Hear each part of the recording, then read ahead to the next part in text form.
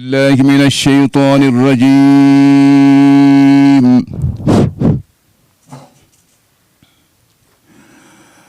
بسم الله الرحمن الرحيم. إن للمتقين مفازا حدائق وأعنابا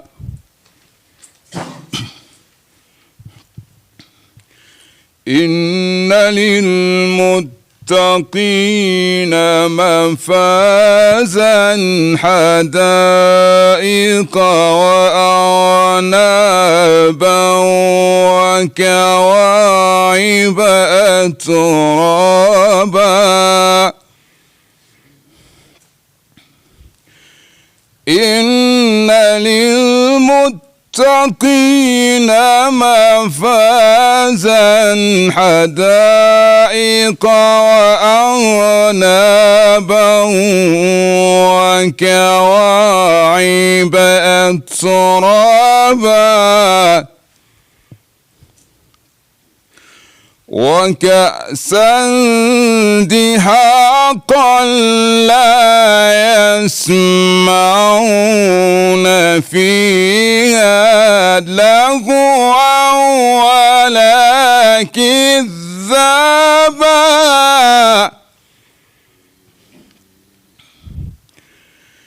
إن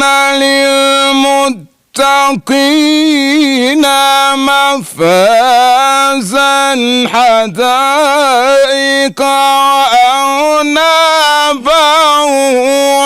وكواعب أترابا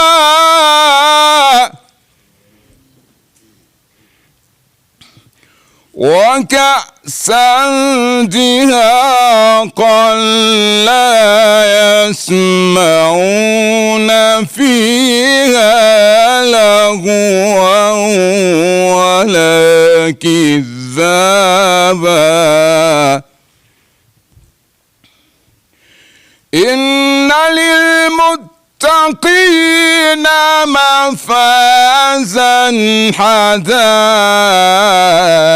وأعنابا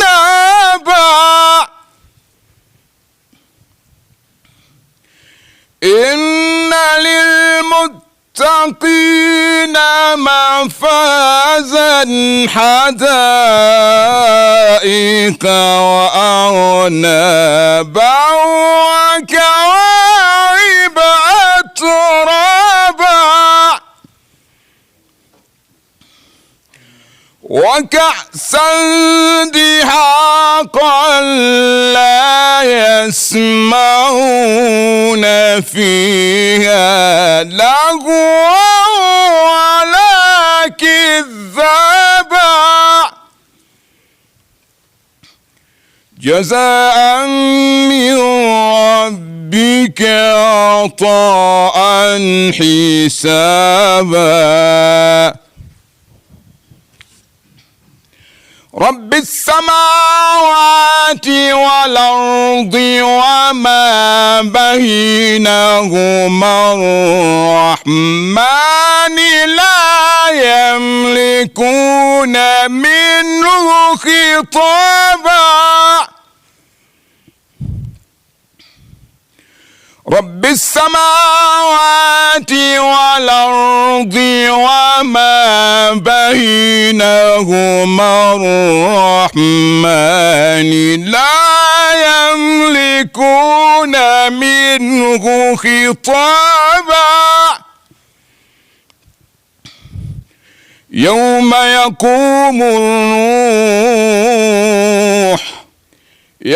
يقوم الروح والملائكة صفا لا يتكلمون إلا من أذن له الرحمن وقال صوابا لا يتكلمون إلا من أذن له الرحمن وقال صوابا ذلك اليوم الحق فمن شاء اتخذ إلى ربه مآبا إنا أنذرناكم عذابا قريبا يوم ينظر المرء ما قدمت يداه ويقول الكافر يا ليتني كنت ترابا صدق الله العظيم. Mtarajiwa Sheikh Abbas Ibn Mshauri, lakini pia katibu wetu wa kadhi Sheikh Ali Hassan Furukutu, lakini pia tambue uwepo wa msimamizi wa uchaguzi katibu wetu wa BAKWATA mkoa wa Mbeya Sheikh Mtawa Kaparata Mwaijumba, na wajumbe wote mliomo humu kutoka katika wilaya zetu zote 6, lakini pia na wagombea wote. Mheshimiwa Shekhe, wakati naelekea kujiuzuru, naomba nizungumze tu mambo mawili kwa ufupi kabisa. La kwanza kabisa, ni kushukuru wewe pamoja na viongozi wenzako, lakini pia na Waislamu wote wa mkoa wa Mbeya, na halikadhalika nimshukuru sana Mheshimiwa Mufti Dr. Abubakar Zuberi bin Ali Mbwana pamoja na viongozi wenzake katika makao makuu kwa namna ambavyo mmekuwa mkitoa miongozo katika baraza, na mimi kwa nafasi yangu ya wenyekiti kwa kushirikiana na wenzangu tumetekeleza hayo. Na ninaomba leo tunapoenda tena kufungua ukurasa mpya, mimi ninavyoondoka hapa kukabidhi kijiti hichi katika meza hii. Maana hapa mimi kijiti na kabidhi kwenye meza hii. Hatujui fomu ziko za watu wangapi na nini, lakini itakapofika wakati wa kutangazwa nani na nani yumo, kama na mimi nitakuwemo, basi naweza nikapata wasaa wa kusimama tena hapa na kuja kuomba.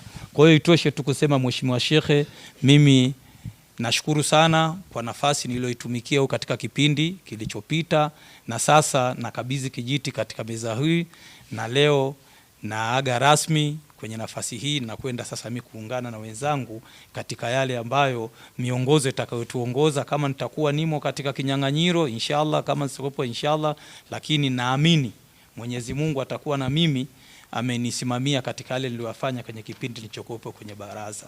Assalamu alaikum wa rahmatullahi wa barakatuh. Bismillahirrahmanirrahim. Alhamdulillahi rabbil alamin. Salatu wassalamu ala qaidil azim إمام الحرمين الشريفين معلمنا ونبينا خاتم الأنبياء والمرسلين محمد بن عبد الله عليه أفضل الصلاة والسلام وعلى آله وصحبه أولي الميامين وبعد. رب اشرح لي صدري ويسر لي أمري واحلل عقدة من لساني يفقهوا قولي.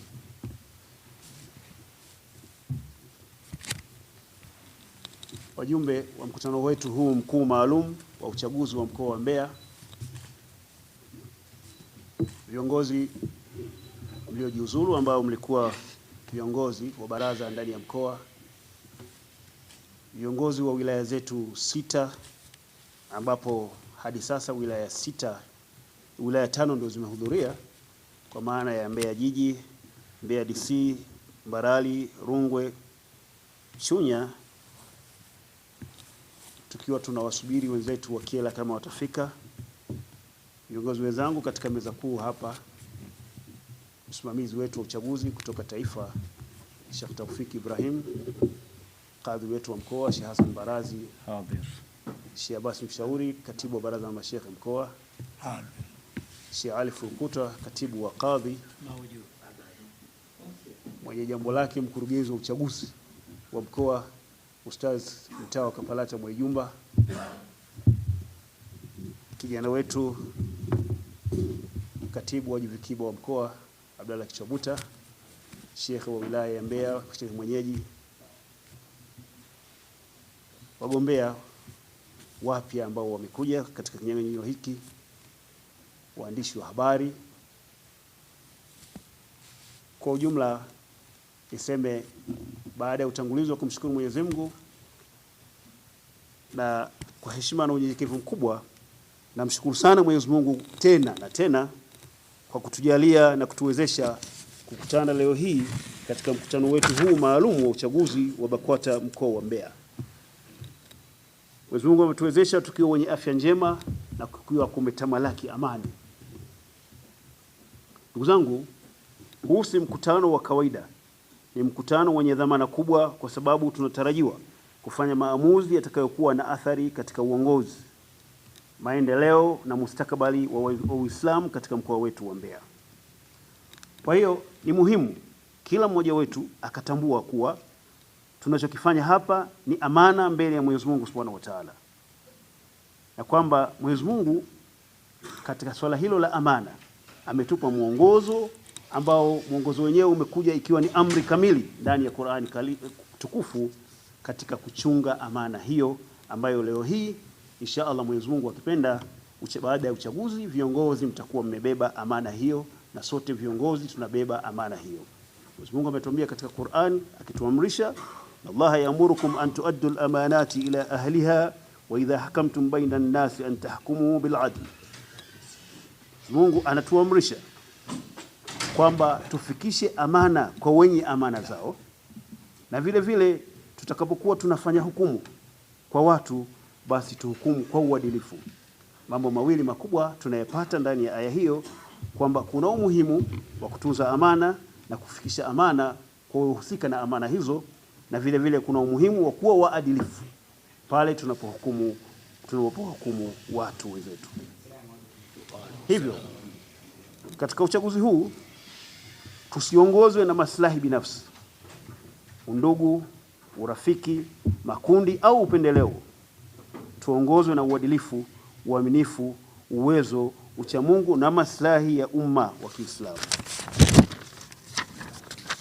Ndugu zangu, uongozi katika dini yetu tukufu ya Kiislamu si cheo cha kujivunia, bali ni jukumu na mtihani, kwani tutakwenda kuulizwa na Mwenyezi Mungu kesho siku ya Kiyama juu ya nafasi hizo ambazo Mwenyezi Mungu ametujalia kuzipata.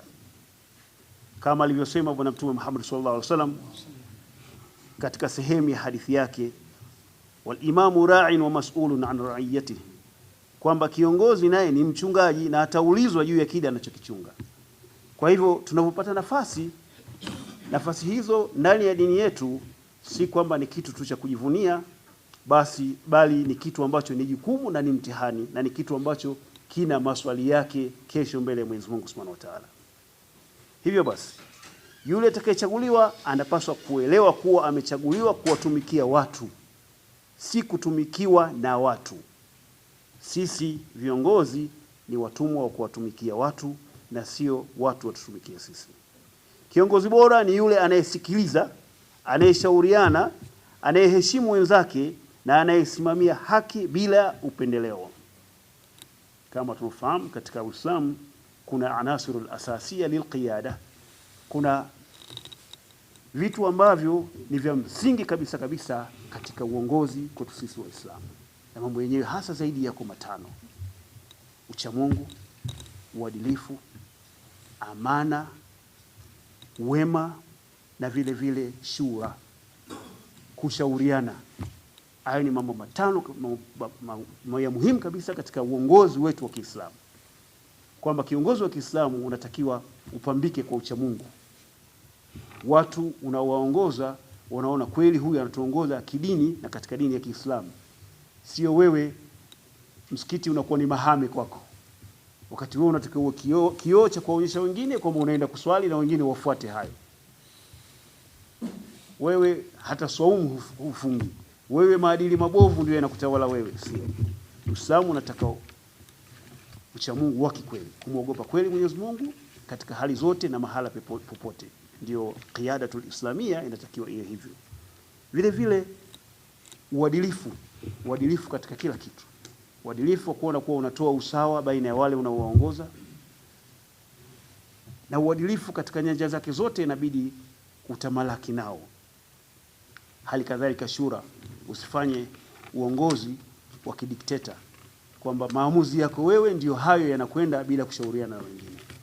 Katiba yetu hii ina vikao mbalimbali vimo ndani yake, na katika utaratibu mzuri wa kiuongozi kutumia vikao hivyo ili kushauriana na wenzio, na vile vile kutumia hata namna tofauti ambazo zitapelekea katika shura itimie, na baada ya shura ndio mnaingia sasa katika maamuzi ambayo stahiki. Katika nafasi ambazo inabidi utekelezaji uwe ni walazima au uweze kutekeleza, lakini wewe mwenyewe unaweza ukatekeleza kama vile ruhusa ipo, lakini shura inabidi ichukue nafasi yake, kwa sababu wewe kama kiongozi ni mtu ambaye unatakiwa siku zote uwe mbele ya wale unaowaongoza. Kwa maana wewe uwe na ru'ya, uwe na vision, uwe na influence, kwamba wewe ndio uwe wa kuwaonyesha wenzio mbele tunakwenda vipi na tukafanye nini. Wakati wote ujitahidi katika hilo. Uwe na influence kwa sababu unatakiwa uwa influence, uwape taathiri, uwaathirishe wale unaowaongoza kwamba nao sasa waweze kukimbizana na ile spidi ambayo wewe unaona ndio inafaa katika kuendesha taasisi yenu au jambo lenu au dini yetu. Na vile vile swala la amana ni muhimu sana. Mwenyezi Mungu amesema katika aya niliyosoma kwamba kuna umuhimu wa kufikisha amana kwa wenye amana zao. Kwa maana hiyo kwamba pia uaminifu ni kitu muhimu sana. Wema vile vile ni kitu muhimu katika uongozi wetu wa dini yetu. Ndugu zangu, tunapoingia katika mchakato huu wa uchaguzi, na wasihi wajumbe wote kuzingatia utulivu, heshima na mshikamano. Tofauti za maoni ni jambo la kawaida, lakini tofauti hizo zisitufanye kuwa maadui, kwani baada ya uchaguzi sote tutabaki kuwa ndugu katika dini moja na katika jamii moja tuliyomo. Pia nawasihi viongozi na wajumbe kuhakikisha kuwa uchaguzi unafanyika kwa uwazi, kwa kufuata katiba, kanuni na taratibu za baraza. Kila mshiriki apewe haki yake na kila uamuzi ufanywe kwa nia ya kumridhisha Mwenyezi Mungu Subhanahu wa Ta'ala. Ndugu Waislamu, tunapochagua viongozi wa mkoa tunapaswa kujiuliza, je, viongozi hawa wana uwezo wa kuimarisha da'wa? Kwa sababu ni viongozi wa dini. Miongoni mwa mambo muhimu ya dini ni da'wa. Je, wanaweza kusimamia mali na rasilimali kwa uaminifu? Je, wana uwezo wa kuunganisha Waislamu? Je, wanaweza kushirikiana na vijana, wanawake na jamii kwa ujumla? Tutakapopata uongozi, yako makundi maalum ambayo pia lazima tujiandae kuweza kushirikiana nayo, kuweza kuyasaidia, kuweza kufanya nayo kazi katika kusogeza mbele Uislamu. Kuna makundi ya vijana yamebainisha wazi kwamba viongozi wanapochaguliwa wanadumu katika nafasi zao kwa muda wa miaka 5. Kisha unafanyika uchaguzi mwingine, ilhali wao pia wana haki ya kugombea tena wakitaka kufanya hivyo na kama watatimiza vigezo na masharti stahiki. Katika hali hii ambapo tumeshuhudia Baraza Kuu la Waislamu Tanzania likiishi kwa kutekeleza kwa vitendo katiba yake, huku pia likiwa limesimama imara na kwa umakini mkubwa katika kutuongoza Waislamu wote wa nchi yetu, hakuna shaka kwamba tuna kila sababu ya kumshukuru sana Mwenyezi Mungu kwa kutupatia kiongozi imara, mweledi, mwenye hekima nyingi na busara, mpole na msikivu, ambaye si mwingine bali ni mpendwa wetu Mheshimiwa Mufti na Sheikh Mkuu wa Tanzania Dr. Bakari ibn Zubair ibn Ali Bwana hafidhahullah. Mwenyezi Mungu amhifadhi. Amin. Nitumie nafasi hii pia kuwakumbusha viongozi watakaochaguliwa kwamba wanapaswa kujenga umoja, uwazi, nidhamu, uwajibikaji na maendeleo. Tuwe na mipango madhubuti ya kuimarisha elimu ya Kiislamu, malezi ya vijana, nafasi ya wanawake, shughuli za kijamii, da'wa na ustawi wa jamii. Kwa wajumbe ambao hawatafanikiwa kuchaguliwa, na wasihi waendelee kuwa sehemu ya ujenzi wa dini yetu. Kuto kuchaguliwa hakumaanishi kutokuwa na thamani. Na kwa wale watakaopata dhamana, wasiwachukulie waliowapinga kama maadui. Waone kama ndugu wenye jukumu la kuwashauri na kuwasaidia. Ndugu zangu, Tunaomba uchaguzi huu uwe mwanzo wa ukurasa mpya wa mshikamano, maendeleo na uadilifu katika mkoa wetu. Tuwe na uongozi unaosikiliza, unaoshirikisha na unaowajibika mbele ya Mwenyezi Mungu Subhanahu wa Ta'ala na mbele ya Waislamu wote kwa ujumla. Kwa haya machache, napenda kuutakia mkutano huu mafanikio, hekima na utulivu. Namuomba Mwenyezi Mungu Subhanahu wa Ta'ala atuongoze kufanya uchaguzi wa haki, atuepushe na fitna, pia pamoja na wafitinishi atuepushe nao. Atuepushe na migawanyiko na awape viongozi wetu uwezo wa kutekeleza majukumu yao kwa uaminifu. Amin. Allahumma aslih lana dunyana wa aslih lana akhiratuna wa aslih lana dinana birahmatika ya arhamar rahimin. Mwisho kabisa, natangaza rasmi kwamba mkutano huu maalum wa uchaguzi wa Baraza Kuu la Waislamu wa Tanzania mkoa wa Mbeya nimeufungua rasmi. Wabillahi tawfik, wassalamu alaikum wa rahmatullahi wa barakatuh.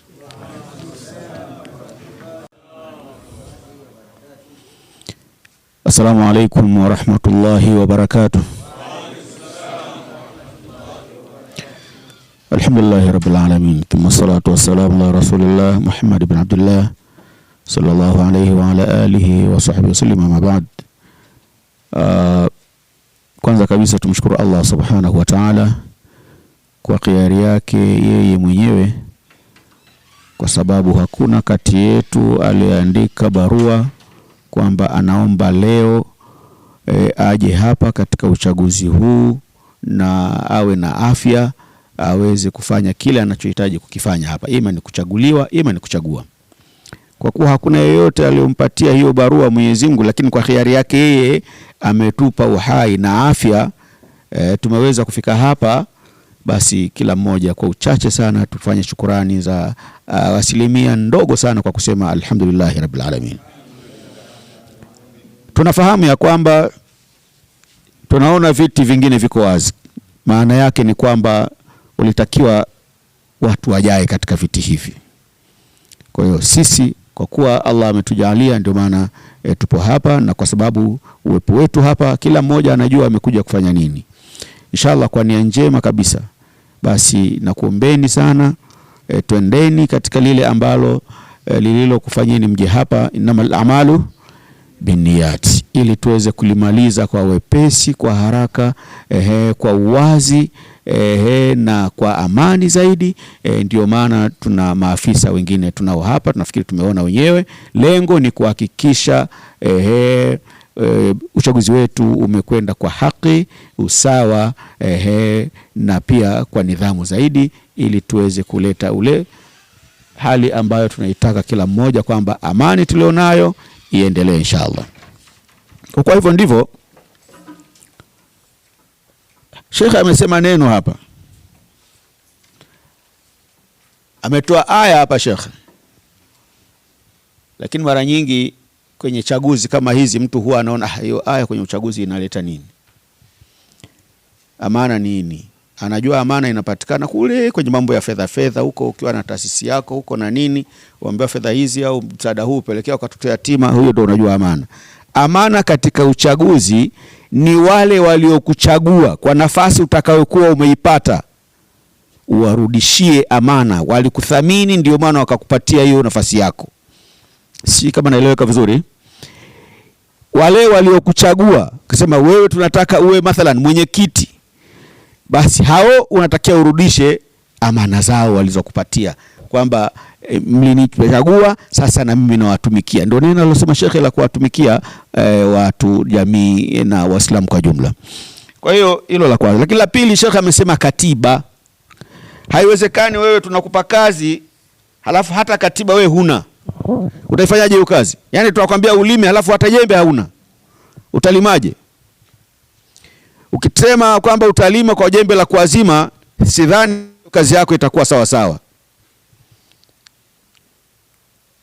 Kwa hiyo sijajua sana kwamba kila ambaye yuko hapa nyote mna katiba hizi? Mnazo katiba? Okay. Kuna watu wanasema ndio, kuna watu wanasema hatuna. Kwa maana ya kwamba walizonazo wanyoshe mkono. walionazo katiba hizo, au ndio ambao wenye katiba? Mashaallah. Haya, wale wasiokuwa nazo, wasiokuwa na katiba, haya basi wale ambao wanazo, mashaallah, kula khairi, Allah kufanyeni kila la khairi. Na wale ambao hana, basi mtamuona shekhe hapa, shekhe atajua utaratibu na wenyewe kupata katiba. Baada ya kusema hayo, mwongozo wetu wa uchaguzi wetu wa leo, uchaguzi wa ngazi ya mkoa katika mkoa wetu wa Mbeya, utakuwa na maelezo kama ifuatavyo.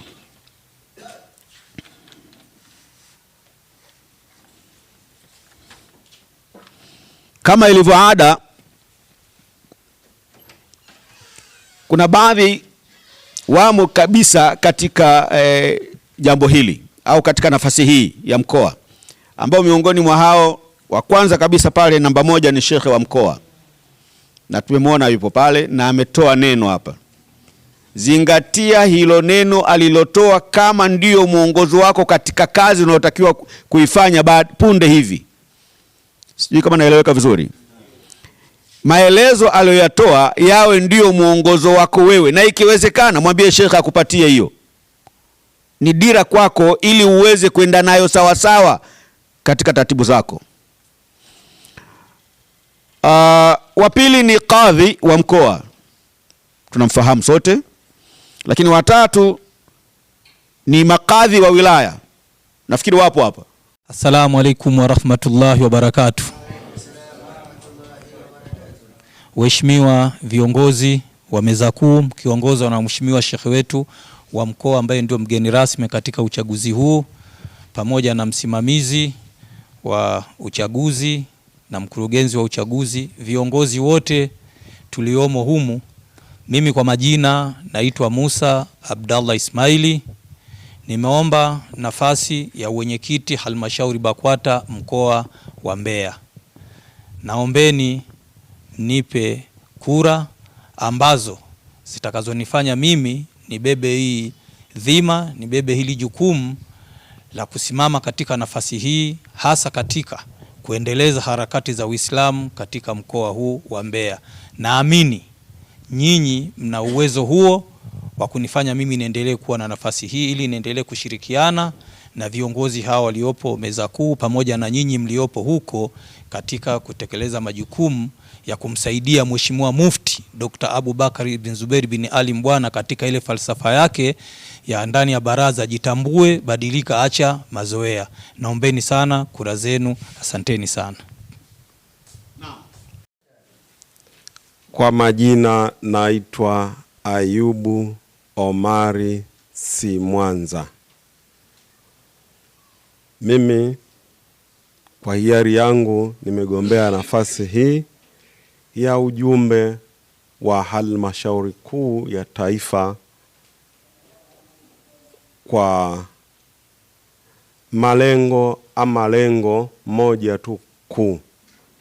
Moja ni katika kuendeleza Uislamu ndani ya mkoa wetu huu wa Mbeya, kuhakikisha kwamba utafika kwa ridhaa yenu, tunaweza kufikisha pale mahali panatakikana kufika.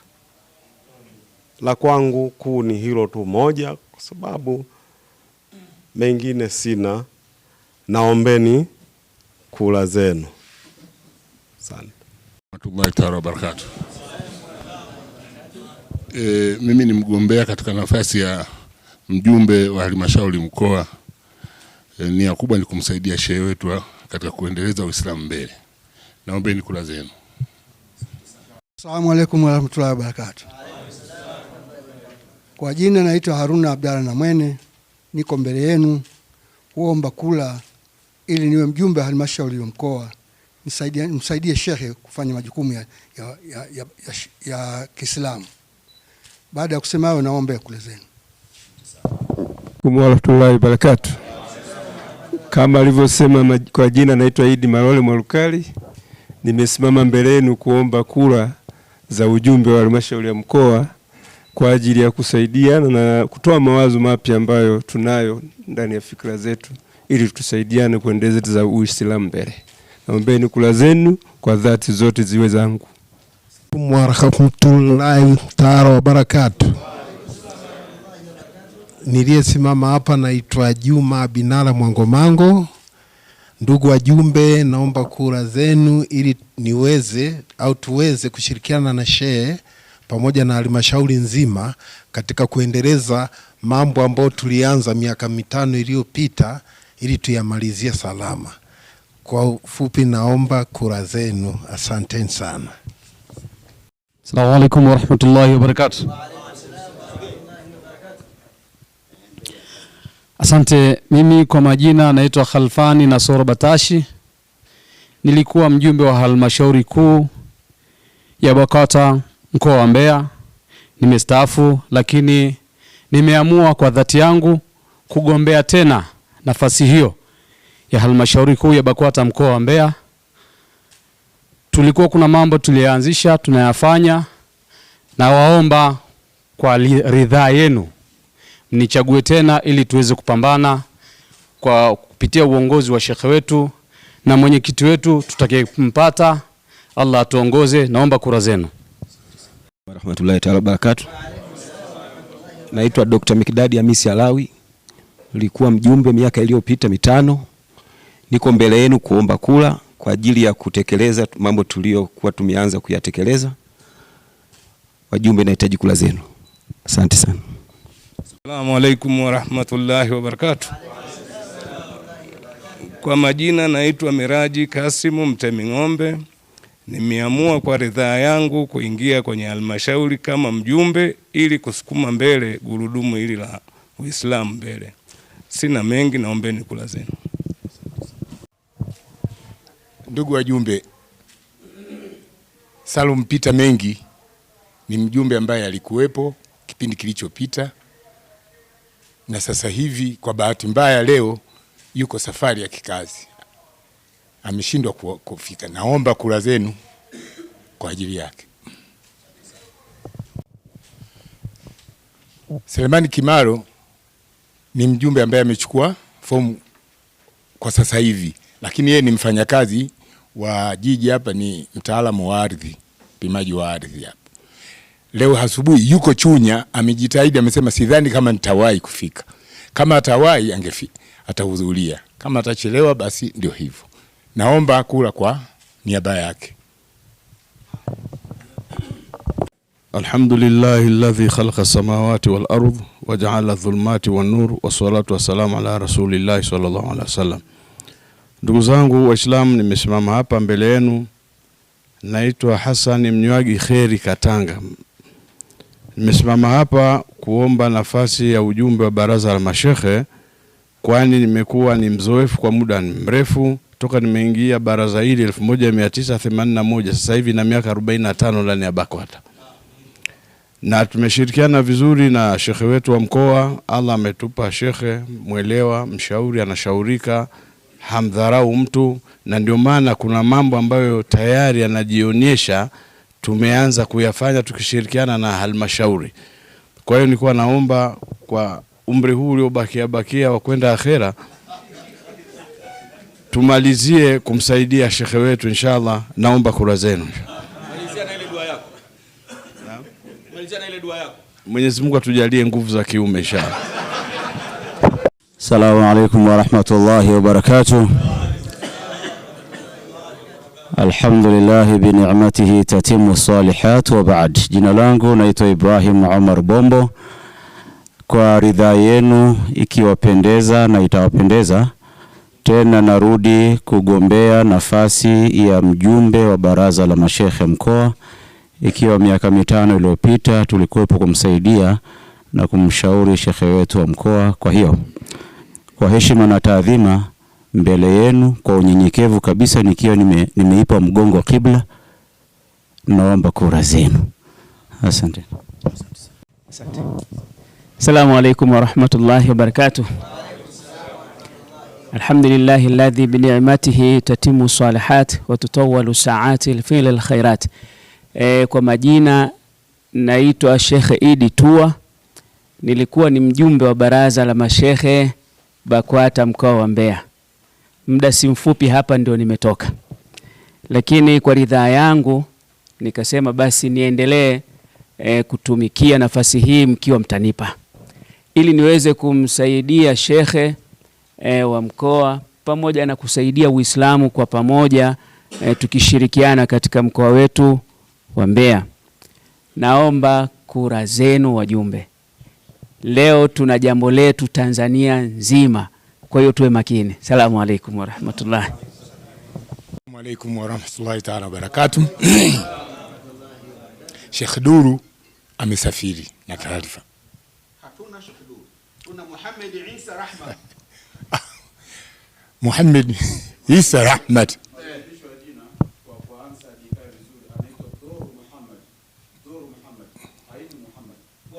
Hilo jina unalisema wewe au jina unaloandika yeye kwenye fomu? Jina lake linalojulikana. Ngoja kwanza. Ndio maana kumsemea mtu ni tabu sana. Twende na jina lililoko hapa. Hizi karatasi zimetoka makao makuu na jina lililoko hapa. Nikumbushe. Sijafunga. Anaitwa Muhammad Isa Rahmat. Nimesimama hapa kwa niaba ya Muhammad Isa Rahmat.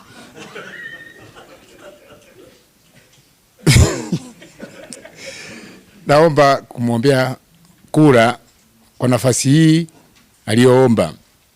Ni miongoni mwa wajumbe wa baraza la mashehe lililopita, lakini vile vile ni meya wa jiji. Nadhani wote tunamtambua. Naomba kura kwa niaba yake. Assalamu alaikum wa rahmatullahi wa barakatuh. Alhamdulillahi alladhi lam yattakhidh sahibatan wala walada, الموصوف بكل كمال المنزه عن كل نقص وما خطر بالبال، وعلى آله وصحبه أجمعين، أما بعد. يقول تبارك وتعالى في القرآن الكريم: واستعينوا وتعاونوا على البر والتقوى ولا تعاونوا على الإثم والعدوان. Mimi kwa majina naitwa Omar Hassan Yasir, nimesimama mbele yenu kuomba kura kwa ajili ya kumsaidia shekhe wa mkoa, kama alivyotanguliza aya inayosema saidianeni katika mambo mema na ya ucha Mungu, na wala msisaidiane katika mambo ya madhambi na uadui. Naombeni kura zenu. Ahsantum. Bismillahirrahmanirrahim. Assalamu alaikum wa rahmatullahi ta'ala wa barakatuh. Alhamdulillahi rabbil alamin wa bihi nasta'inu ala umuri dunya wad din. Wassalatu wassalamu ala ashrafil anbiya'i wal mursalin wa ala alihi wa ashabihi wa man tabi'ahum bi ihsanin ila yawmiddin. Kwa majina naitwa Omar Nganzi Abdallah. Kwa nafasi ni shekhe wa kata ya Kiwira. Kwa nafasi ni miongoni mwa wanafunzi ambao tunasoma kule nchini Morocco masomo ya uimamu na uongozi ambayo yamepatikana baada ya mufti wa Tanzania Sheikh Abubakar bin Zubair bin Ali kwenda kuomba nafasi na kuzipata. Ziko nafasi 200 ambazo kila mwaka wanaenda wanafunzi 40. Imesha kwenda awamu ya kwanza, imekwenda awamu ya pili, juzi imekwenda mwaka uliopita imeenda na awamu ya 3, na kesho kutwa mwezi wa kwanza itakwenda awamu ya 4. Hizi ni harakati ambazo wanazifanya mufti wetu wa Tanzania Sheikh Abubakar bin Zubair bin Ali, lakini katika mkoa wetu akishirikiana na shekhe wa mkoa Sheikh Ayasi Msafiri Njalambaha. Lakini ni waibie siri, aliyekuwepo kushoto ambaye ni msimamizi mkurugenzi wa huu uchaguzi ndiye msimamizi na mdaili mkuu wa wanafunzi wote wanaokwenda Morocco katika masomo yale, Sheikh Taufiki. Kwa hiyo hapa amekuja kwa niaba ya kusimamia, lakini ndio ambaye kwamba wanafunzi wote wanaoenda Morocco wanapitia kwake, anaratibu majina na utaratibu wote, anapelekwa kwa viongozi, baadaye inapatikana nafasi za kwenda kule. Kwa hiyo wana Mbeya, nafasi zipo, tuzichukulie kama ni fursa. Nafasi ziko wazi kabisa, kwa hiyo watu waongezeke.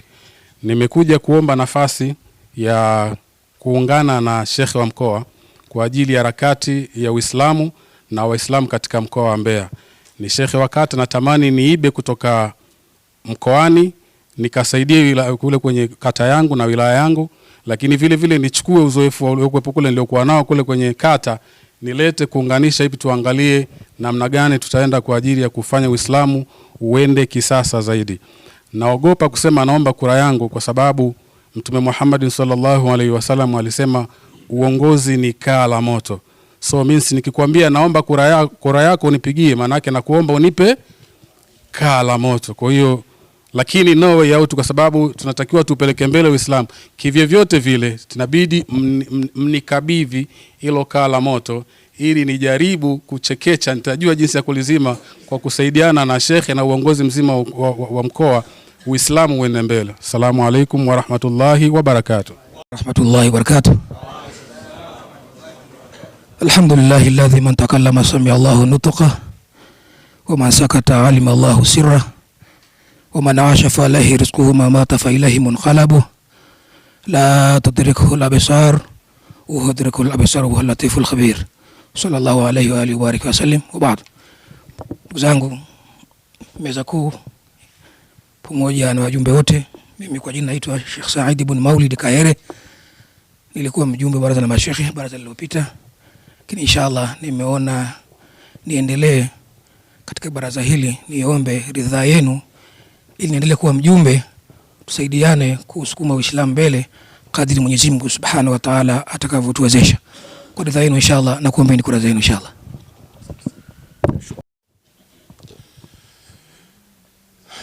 Asalamu alaykum. Nimesimama kwa ajili ya kumwombea Uwesu Omar Mchepange. Yeye ni daktari na hivi yuko theater, ameshindwa kuja na ameniombea na alikuwa ni mjumbe wa baraza la mashehe kipindi kilichopita, na sasa hivi anaomba kuendelea mkimridhia. Naomba kula kwa nia yake.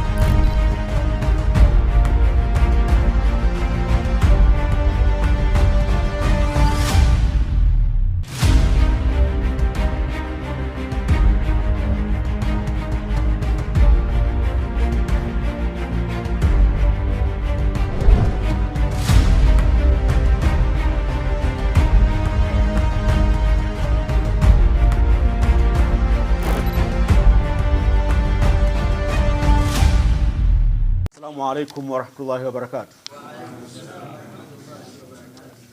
Alhamdulillahi rabbil alamin. Tumshukuru Mwenyezi Mungu Subhanahu wa Ta'ala ametufikisha katika wakati huu sasa tulionao. Sasa tusikilize kile ambacho tulichokipata kulingana na yale ambayo yaliyotuleta inshallah. Tulikuwa na nafasi 4 ambazo zilizokuwa zikigombewa ama zikishindaniwa. Nafasi ya kwanza ilikuwa ni mwenyekiti wa halmashauri ya mkoa wa Mbeya. Nafasi hiyo iligombewa na Sheikh Musa Abdallah Ismail.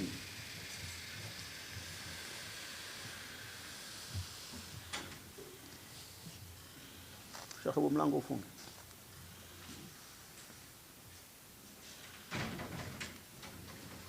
Jumla ya kura zilizopigwa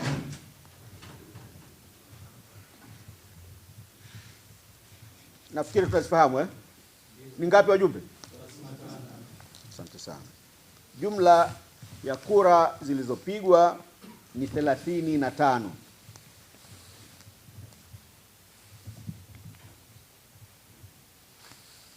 Kura zilizoharibika kwa nafasi hii ni kura 3.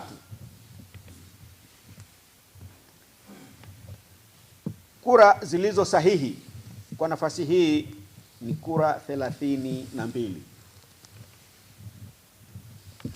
Kwa mamlaka niliyopewa na mufti wa Tanzania Sheikh Abu Bakr ibn Ali bin Zubair ibn Ali wa Mbwana, kwa miongozo aliyompatia katibu mkuu Alhaj Nuhu Jabir Mruma, basi natangaza mwenyekiti wetu mpya katika mkoa wa Mbeya ni Bwana Musa Abdallah Ismail, amepita kwa kura 32. Takbir.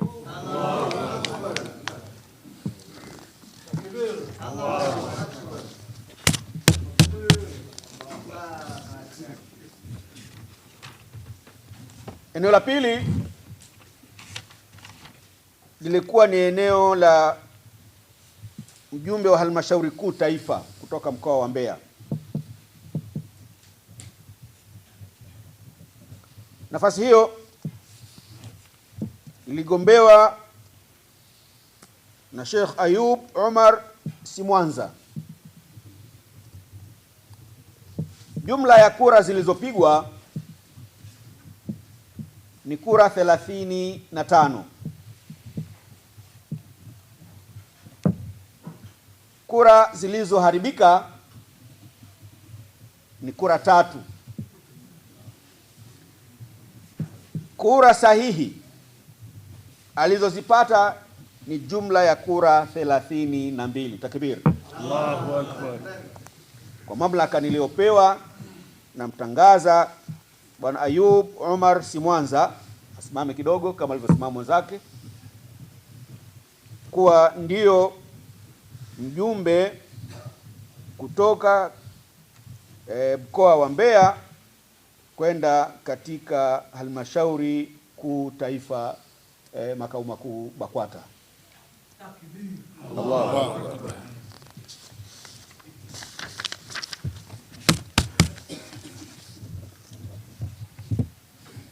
Nafasi ya 3 ni nafasi ya wajumbe wa halmashauri ya mkoa wa Mbeya.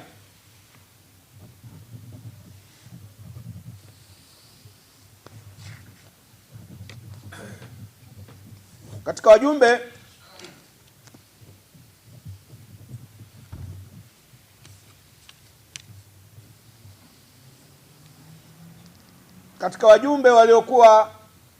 tuliokuwa nao katika uchaguzi huu wa mwaka 2026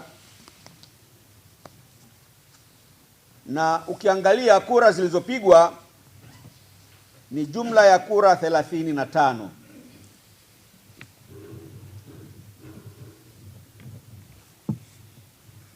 Kura zilizoharibika ni kura 2.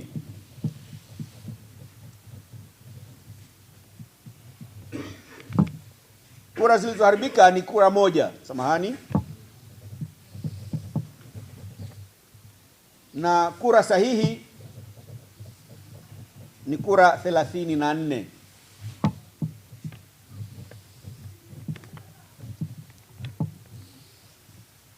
Kwa hiyo kwa nafasi niliyopewa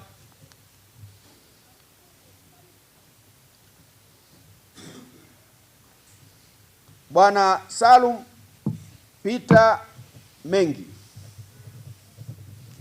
yeye huyu amepita kwa kura 33. Wengine wote waliosalia wamepita kwa kura 34 kila mmoja. Takbir. Naam.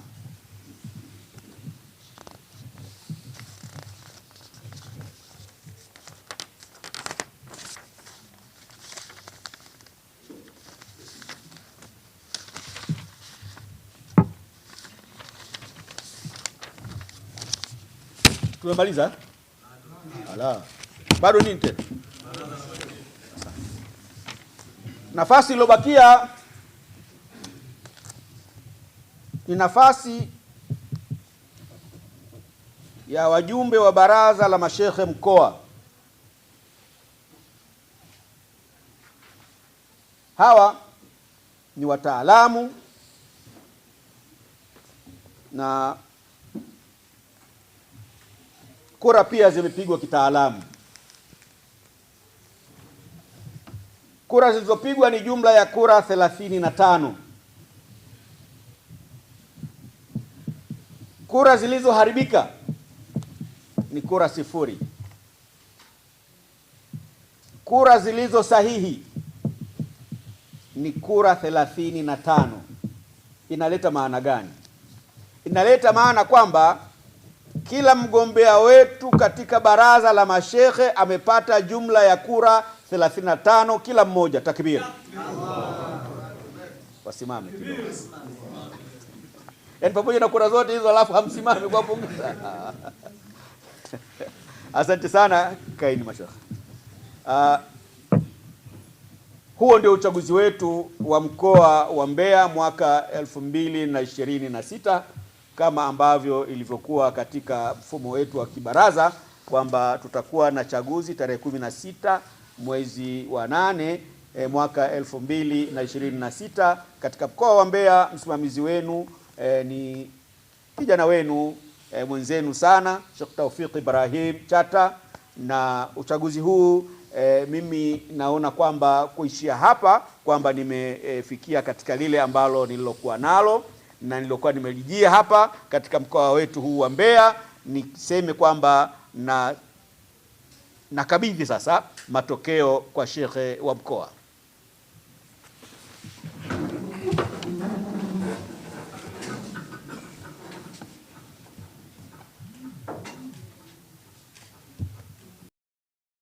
Sijazungumza chochote rasmi cha kufunga tukio hili. Kuna tukio ambalo lazima lifanyike. Maanake katika kila jambo kunakuwa kuna ushahidi au uthibitisho kwamba mtu fulani ana kitu fulani. Wanafunzi masomoni wakimaliza kuna vyeti wanapewa, mwenye certificate, diploma, degree, hata ndoa nazo zina shahada tu nikah.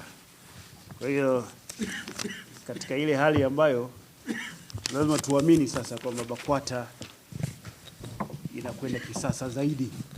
Kwa hiyo wale wote ambao walishiriki katika uchaguzi na kushinda, kuna vyeti maalum watakavyokabidhiwa, uthibitisho sasa kwamba yeye ni kiongozi wa ngazi ile. Unaweza kusema kiongozi wa ngazi ile huna uthibitisho, lakini sasa ukiwa na kile cheti chako kile utakionyesha, cheti changu mimi hiki. Kwa hiyo tunaanza sasa kwa mtu mmoja mmoja. tutamkabidhi, alafu ndio baadaye tutahitimisha. Tuanze na jumbe ya halmashauri, mwenyekiti wa halmashauri taifa. Unavyo tayari? Mwenyekiti wa halmashauri, mwenyekiti wa Mbona unakaa huko shekhe? Kaa hapa.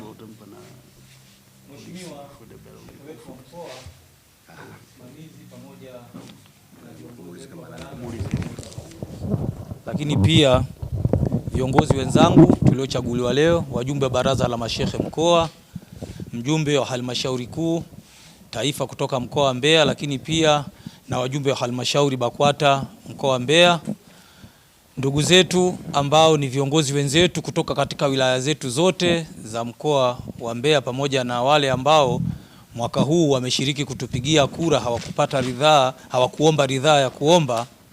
Sisi mlio tuchagua leo tunakwenda kuendeleza yale ambayo tuliyokuwa tumeanza kuyafanya na tutaenda sasa kuishi nayo. Na kubwa tu niwaambieni, tutaendeleza nidhamu, utii kwa viongozi wetu, hususan shekhe wetu wa mkoa, lakini pia na baraza kwa ujumla. Na tunaahidi tutaendelea kuilinda, kuitunza na kuitetea falsafa ya Mheshimiwa Mufti wetu Dr. Abubakar Zuberi bin Ali Mbwana ya jitambue, badilika, acha mazoea. Baada ya leo tutapanga siku maalum ya kuja kukutana sisi viongozi ili tuwe na mpango kazi. Niwaombe tu viongozi wote wa mawilayani, mwende sasa mkapange mikakati yenu, mwe na mipango kazi. Sisi tutakapokuja katika wilaya, kabla hatujaja tutaomba taarifa. Kwa hiyo muondoke katika kikao hichi cha uchaguzi mwe na ajenda ya kutokea hapa kwamba mnakwenda kupanga mipango kazi katika wilaya zenu, na sisi tutakuja kuishi nanyi katika hiyo mipango yenu. Asanteni sana na Mungu atuongoze katika kulisimamia baraza na kuliendesha. Shukrani. Kwa majina naitwa Musa Abdalla Ismaili, mwenyekiti wa halmashauri BAKWATA mkoa wa Mbeya, niliyepata ridhaa kwenye mkutano huu mkuu wa leo tarehe 16 mwezi wa 8 2026. Allah, tumefikia hitimisho. Hitimisho hili linatoa ujumbe wa kwamba viongozi sasa katika imani yetu wamepatikana na dini inaenda kusimama sasa. Ila kabla ya kuwapongeza wale viongozi walioteuliwa katika mkutano huu, vile vile pia nilikuwa nataka nisisitize jambo moja tu. Mashehe wangu, tuna jukumu kubwa sana mbali ya kuieneza dini, lakini tuna jukumu kubwa la kuhakikisha kwamba nchi yetu inabaki kuwa na amani. Amani ndio jambo la msingi sana. Jukumu letu kubwa ni kuhakikisha kwamba watu wasiwe na hasira zisizokuwa na mantiki, bali wafuate utaratibu kwa ajili ya kupata haki zao za msingi.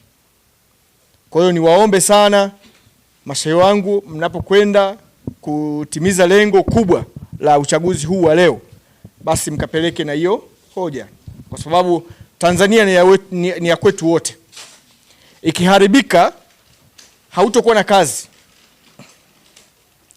Tukiharibu amani, hakutokuwa na shehe mkuu, hakutokuwa na yani yoyote yule ambaye leo amechaguliwa hataweza kufanya kazi yake msingi. Kwa hiyo amani ni muhimu sana, twende tukaisimamie. Lakini la mwisho, namuomba Mwenyezi Mungu afanye taufiki mnapoenda kufanya kazi, basi kila kitu kikapate kwenda kama jinsi ambavyo kimepangwa. Na pia nachukua fursa hii kuwapongeza sana viongozi wangu. Maana yake tayari nyinyi ni viongozi wangu, kwa sababu na mimi ni muumini. Mbali ya yote mimi ni muumini, na hapa kuna maimamu wangu. Nawapongeza sana kwa kupata nafasi hizo. Pia nashukuru kuu kwa kupewa nafasi angalau ya kuongea machache. Nawashukuru sana, na pia kunipa nafasi, kwa sababu tuko wengi, lakini mmenipa nafasi ya kuja kushiriki katika uchaguzi huu. Ni neema kubwa sana. Nawashukuru sana na nawatakia kila la kheri. Asante. Aha. Allah. Nimekumbushwa jambo hapa kwamba nimesahau kulitaja jina langu. Mimi naitwa Inspector Abdalla Luumba, ndiye polisi kata wa kata hii tulipo hapa, kata ya Maendeleo. Karibuni sana mgeni wetu kutoka taifa, karibu sana. Hapa ndo kata ya Maendeleo, tupo na wazao wapo. Karibu sana.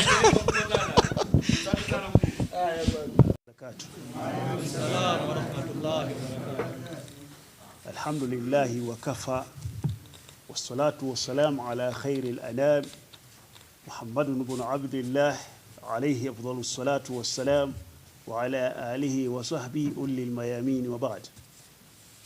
Ndugu zanguni, baada ya kumshukuru Mwenyezi Mungu Subhanahu wa Ta'ala na kumtakia rehma na amani kipenzi chake na mjumbe wake wa mwisho Bwana Mtume Muhammad sallallahu alaihi wasallam, haitoshi. Bwana Mtume Muhammad sallallahu alaihi wasallam.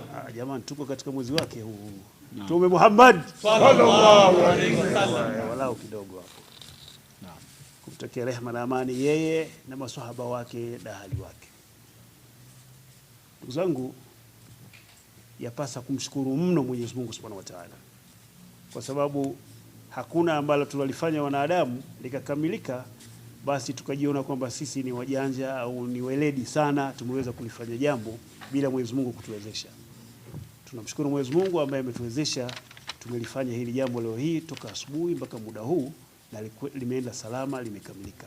Tunamshukuru Mwenyezi Mungu ambaye amewawezesha wenzetu toka mbali, toka wilaya tofauti, Chunya, Mbarali, Kyela, wameweza kufika. Hata wajirani tu hapo Mbalizi nao wamefika Mbeya vijijini, wamefika salama. Ni uwezo wa Mwenyezi Mungu amewawezesha hivyo, na tunamuomba awawezeshe waweze kurejea salama huko walikotoka. Amen. Ndugu zangu, nichukue fursa hii kwanza kabisa kuonyesha na mimi furaha yangu kwa uongozi sasa kukamilika ndani ya mkoa wetu, lakini pia kuwapongeza wale wote ambao wamefanikiwa kupita katika uchaguzi huu.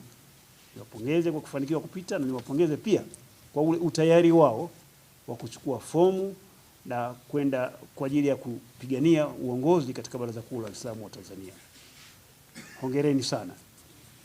Na vile vile niwapongeze pia hata wale ambao walichukua fomu, walikuwa wanataka kugombea, lakini Mwenyezi Mungu hakuwakadiria waweze kupata nafasi hizo. Mnaweza kuwa hamjawaona hapa, lakini wapo wengine ambao walichukua fomu, na kwa bahati mbaya, kwa sababu uongozi ni kitu ambacho kinatolewa na Mwenyezi Mungu, Mwenyezi Mungu alikuwa hajapangia. Wenzetu viongozi wa juu waliona kwamba wao, baadhi ya wenzetu kwa muda huu, kwa safari hii, majina yao yasiwemo katika chaguzi hii.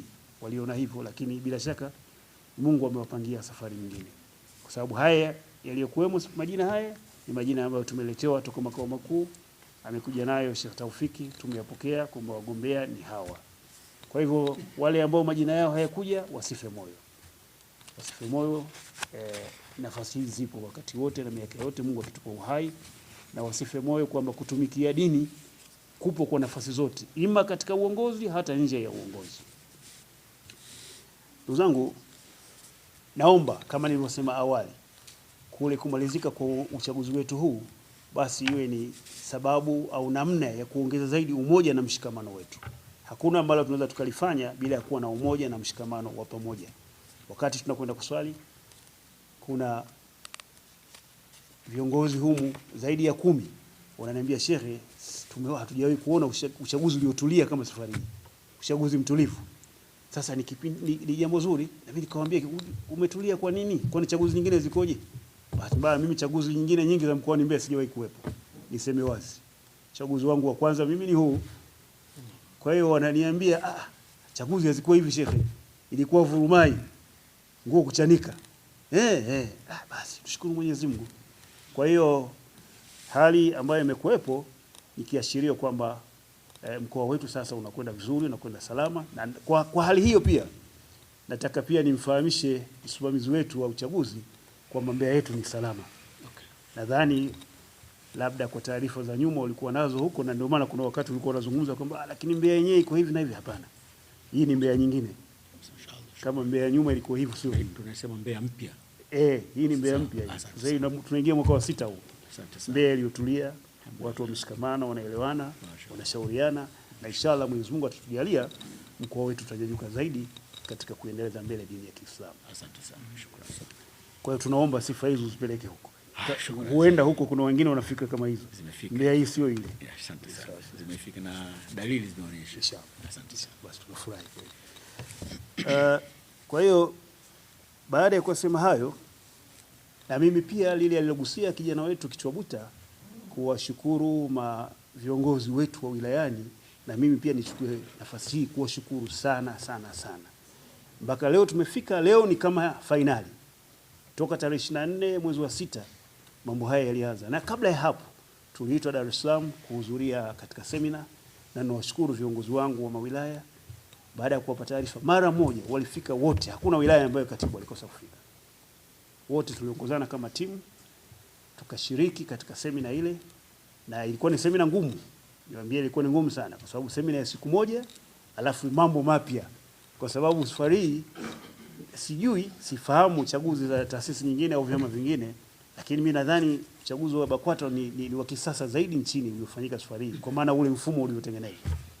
Kwa sababu hilo ni sahihi, na ndio maana safari hii uchaguzi wa safari hii umeenda kwa teknoloji mpya online.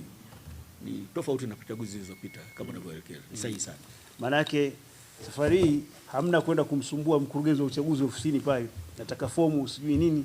Huyu ambaye anapiga kelele, katibu haupo, sijapata fomu, basi haelewi mambo yanavyokwenda. Safari hii mtu anajipakulia mwenyewe fomu huko aliko, hata nyumbani kwake tu, kama ana laptop na printer, basi chukua fomu, anajaza, analipia, mwisho wa siku ndo anarudisha fomu.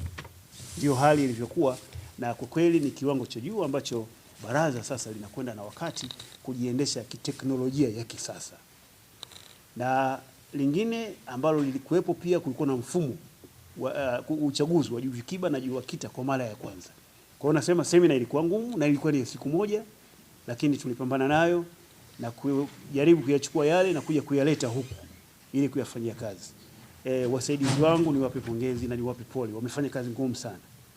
Hao kina Kidumba hao wa Mbarali huko, kila Jamaludini, mzee wetu pale, mzee wa tablighi, wote kwa ujumla ya Tera, hawa wote wamefanya kazi nzito sana sana sana sana, chini ya kamanda wao, mkurugenzi wa uchaguzi mkoa. Na uzuri kwamba alikuwa mkali kweli kweli alikuwa hawaachii nafasi. Kwa hiyo wamepambana, na vijana wetu wa JUVIKIBA wametusaidia, kwa sababu wenzetu ndio zama zao hizi, zama za kompyuta na teknolojia ya kisasa ni ya kwao. Kwa hiyo wametusaidia, na kwa kweli tumeona umuhimu wa kuwa na vijana. Wana umuhimu sana, na vijana tusiwaweke nyuma, ila vijana tunataka wawe makini, kwa sababu wanasema ujana maji ya moto. Wakati mwingine wanaweza kuwa wanachukua mambo haraka haraka, wao wanafikiri wanafanya sawa, kumbe wanaleta fitna, wanaleta mchafuko. Tumieni hekima na busara, na msifanye jambo bila ya utafiti. Jambo lote tafitini, liko vipi. Ofisi ziko wazi za baraza wakati wote, alafu ndio mnayazungumza, mnafanya nini, tunataka utaratibu wa namna hiyo. Kwa kweli kazi imefanyika vizuri, na pia nisiwasahau viongozi wenzangu, mashekhe wenzangu wa wilaya, kwa sababu busara zao ndio zimesaidia mawilayani huko chaguzi zikaenda vizuri. Chaguzi zilianzia toka katika misikiti, kata, alafu wilaya. Busara zao nzuri, hekima zao nzuri kuongoza zimesaidia mpaka chaguzi zikaenda vizuri, na mpaka tumefikia hapa. Na kwa umuhimu wa aina yake pia nisisahau kamati ya uchaguzi ya mkoa. Ilikuwa makini sana, imepambana na vitu vingi sana. Huwezi kuzungumza vitu vingi ambavyo vitakuwa vinatokea katika mambo ya uchaguzi, lakini itoshe tu kwamba kuna mengi yalikuwepo, lakini kamati ya uchaguzi ya mkoa iliweza kukaa ikatulia vizuri, busara ikatumika, na magumu yaliyokuwepo lakini yakatanzuliwa.